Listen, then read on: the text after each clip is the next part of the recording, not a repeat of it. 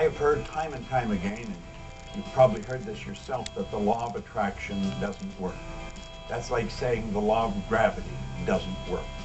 The law of attraction is always working, just as the law of gravity is. Gravity keeps you sitting on a chair and you're not bouncing off a ceiling. But if you use it wrong and walk off a building, you're toast. Well, it's the same with the law of attraction. The law of attraction, though, is a secondary law.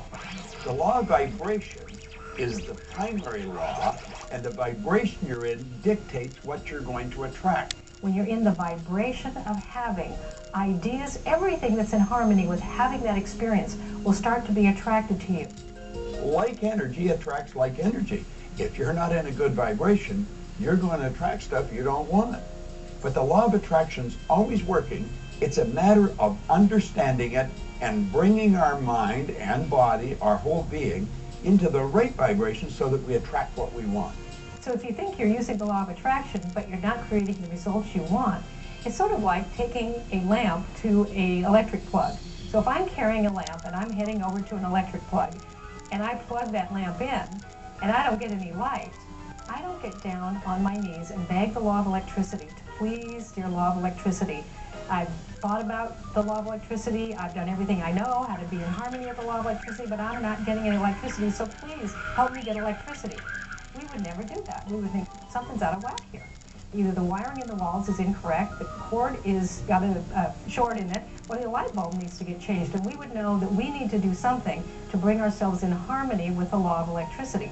And it's not different with the law of attraction. So what we're thinking about manifests many times in our daily lives, but sometimes people think that a thought is an actual thing, like what I'm thinking about right now, instead of where I'm thinking from. Where I'm thinking from. So a thought is more than a thing. A thought is the very essence of our life. Now, just because we don't understand that doesn't mean that you should reject it.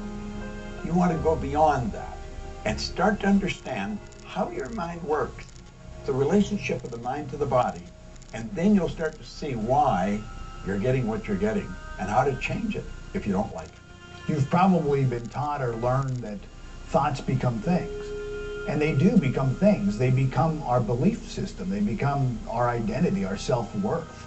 Thoughts become things when they're aligned with feelings, when they're aligned with action, when they're aligned with strategic relationships, when they're aligned with your gift, with your calling, with whatever it is that you're bringing out in the universe. Thoughts becoming things.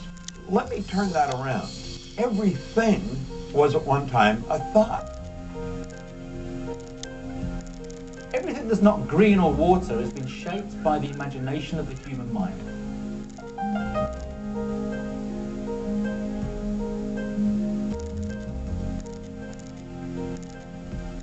Everything you look at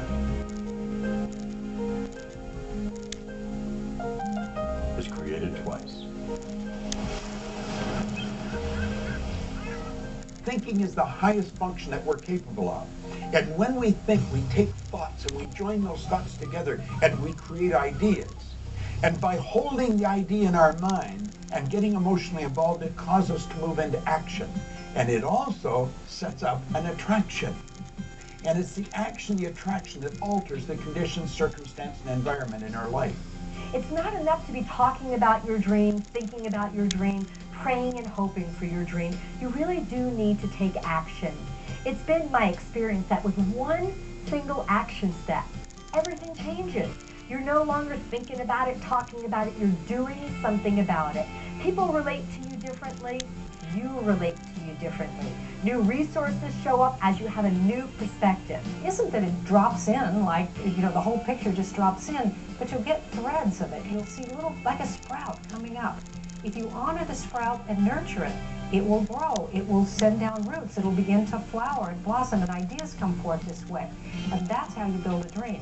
You get a very clear idea, you nurture that dream. The law of gestation is important as it helps you grow that dream, but you have to take steps every single day. Take action. Create what I call a wow within 1 week. What's the step that you're going to take to demonstrate you're more committed to your dream than to any doubt, fear, or reality that might get in your way. It's in acting on your dream that it truly becomes real.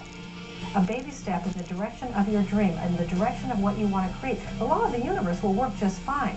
It's about us learning how it works, getting in coherence with that, and practicing that on a daily basis. So baby steps are a great way to take your steps forward.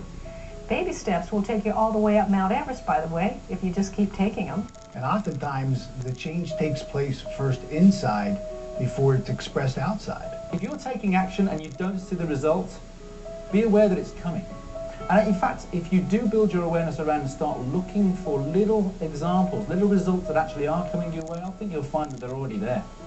What I've realized is when I was relying on just blind faith, whenever I would meet with this condition or circumstance that I didn't know how to go through, oftentimes I stepped backwards into safety.